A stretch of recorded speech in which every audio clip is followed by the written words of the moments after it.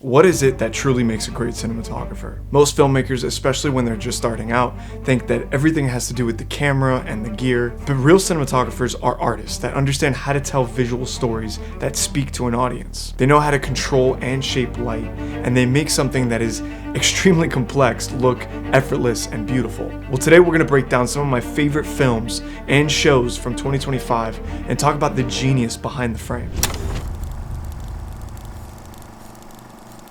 One of the most impressive films in terms of cinematography and just all around in general this year has been Marty Supreme. The imagery felt grounded, it felt gritty, and more than anything, it had a sense of engineered realism that really made the entire film feel so real. And when you take a closer look at why that is, it almost always comes back to one thing, and that is lighting.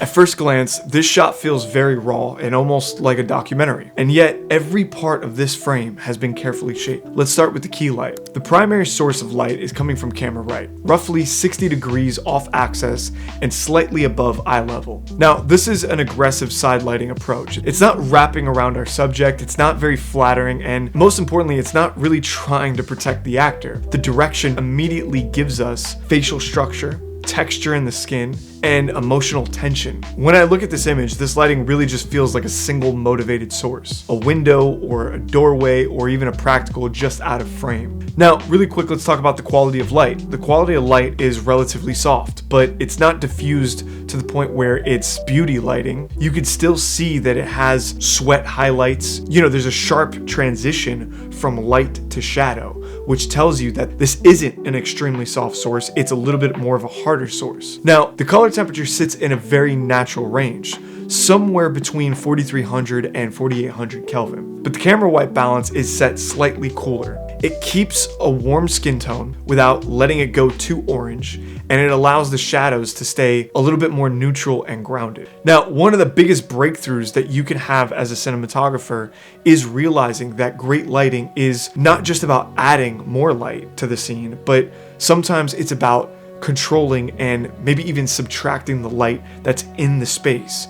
And a perfect example of really leaning into this approach is the cinematography from Shogun. Most of the work in this scene is not happening with lights. Now, if we take a look at the behind the scenes images right here, it looks very busy. It looks technical and it looks like a lot is happening. But when you actually start to break it down and you look at the final frame, it feels very simple. A great cinematographer can make something that's very complex feel effortless and natural. Now, the base light here is just overcast daylight that you're getting from the sun and the location.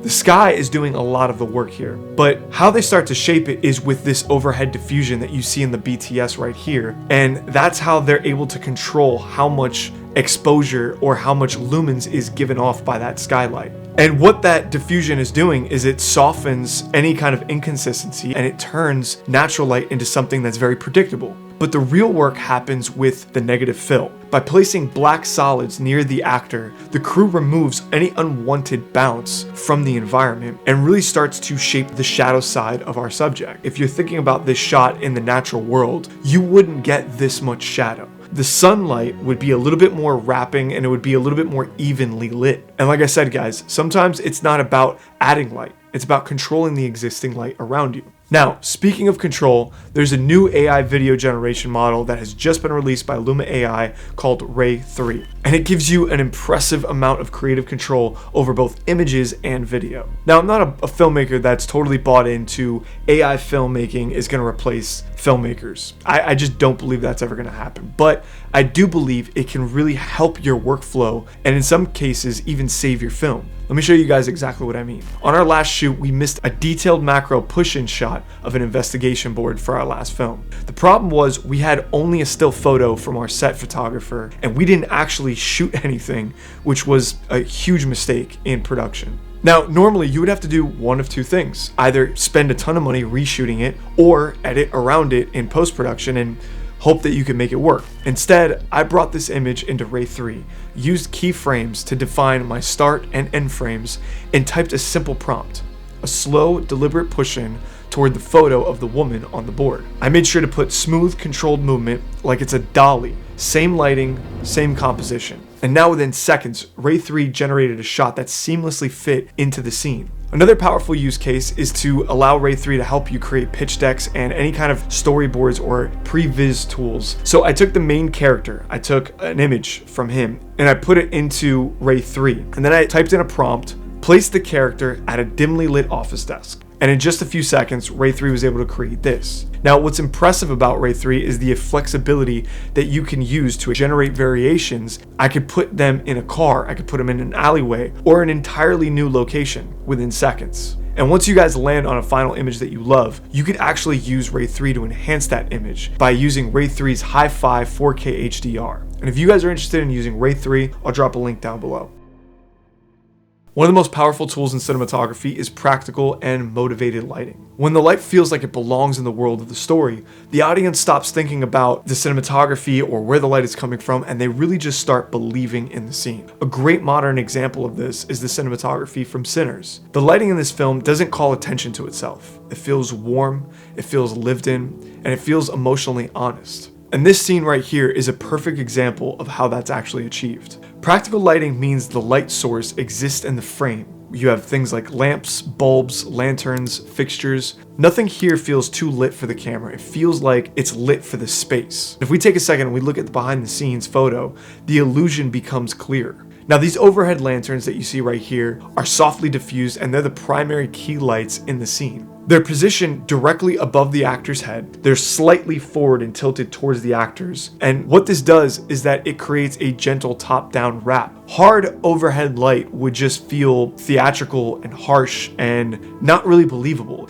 Now, here's the secret sauce that a lot of cinematographers might miss, especially if you're just starting out. The overhead lantern lights are actually not the same color temperature as the practicals in the frame. The overhead lantern lights are likely set to around 43 to 4600 Kelvin. Meanwhile, the background lights are all a much warmer Kelvin. And that's for a very specific reason. Now, if the overhead lantern lights match those practicals in the frame, the actor's skin would start to feel a little bit too orange. But by keeping the overhead lights slightly cooler, what that does is give a nice separation between the background practicals, but also giving a natural skin tone to the actors. Now, something that's also very important to take note here is that the camera white balance is likely set to around 3800 to 4000 Kelvin. As a result, you have these overhead lanterns that feel very natural and soft, and then you have practicals that feel rich and warm, and then you have shadows that are also very controlled and cinematic, and that's what makes great lighting. Now, something else that's very important to note about this frame is look how your attention naturally stays centered. Look at how the space subtly guides your eye without any obvious tricks. And that's because they framed the subject using something called leading lines. Now, leading lines don't just make an image look cinematic and pleasing to the eye. They're actually a quiet way to tell the audience where to look in the scene, and most importantly, how to feel. Look at this first image right here. The environment is massive, the subject is small, and every line pushes your eyes straight towards the center of the frame. The character here isn't just standing in the space, they're being judged by it. Leading lines here reinforce the scale, the authority, and the inevitability of this moment. Now, take a look at this next image right here. The walls, the ceiling lights, the symmetry, everything is closing in on our main character. The leading lines here don't create freedom, they create pressure. Your eye here has nowhere else to look and nowhere else to go but center frame. And this frame feels a little bit more rigid or controlled and almost oppressive. This is composition that's being used to help shape the psychology of the scene. Leading lines are supposed to answer a very simple question. Where do I want my audience to look and to pay attention? And most importantly, how to feel within the space and the scene. Now, if you guys are interested in learning more about cinematography, me and my team are actually wrapping up our filmmaking course right now called Feature Filmmaker, where we break down our entire filmmaking process and bring you guys behind the scenes while we make a real film. And if you guys are interested in that, I'll leave a link down below where you guys can sign up to our email list and you'll be notified as soon as the course drops. I want to thank Luma AI for sponsoring the video, and if you guys are interested in Ray 3, I'll drop a link down below. You guys can check that out. I also want to say thank you so much for stopping in, hanging out with me, and talking about cinematography. I'll see you guys next week. Deuces.